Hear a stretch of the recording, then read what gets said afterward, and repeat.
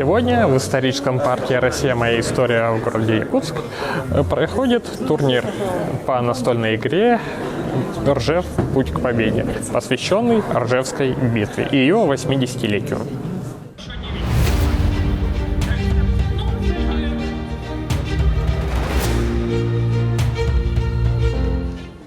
Ржев. Путь к победе – это военно-историческая настольная стратегическая игра, посвященная событиям Ржев-Косачевской наступательной операции, начавшейся в 1942 году.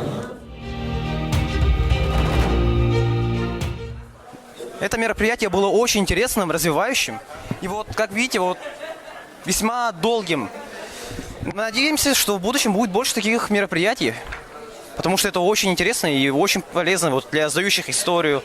Там понимание тех, кто участвует, главнокомандующих. Позиции здесь можно увидеть. Там Ржев, где находится. Очень важные позиции можно знать.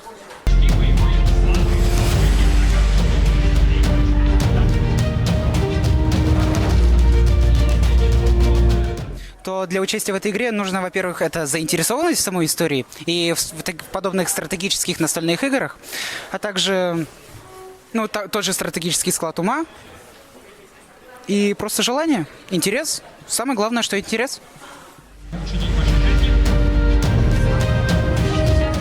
Конечно, спасибо организаторам, историческому парку, что столько много мероприятий различных проводят. Я считаю, что эти игры, они развивают, и викторины, и игры, они развивают действительно патриотизм, потому что дети узнают больше, чем школьная программа, об истории своей Родины. И Отечественную войну забывать вообще никогда нельзя.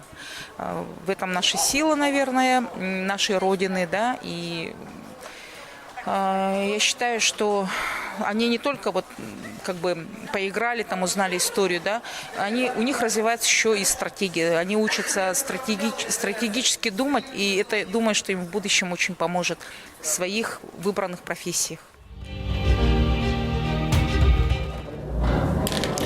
Игра – это один из самых интересных и действенных способов изучить историю.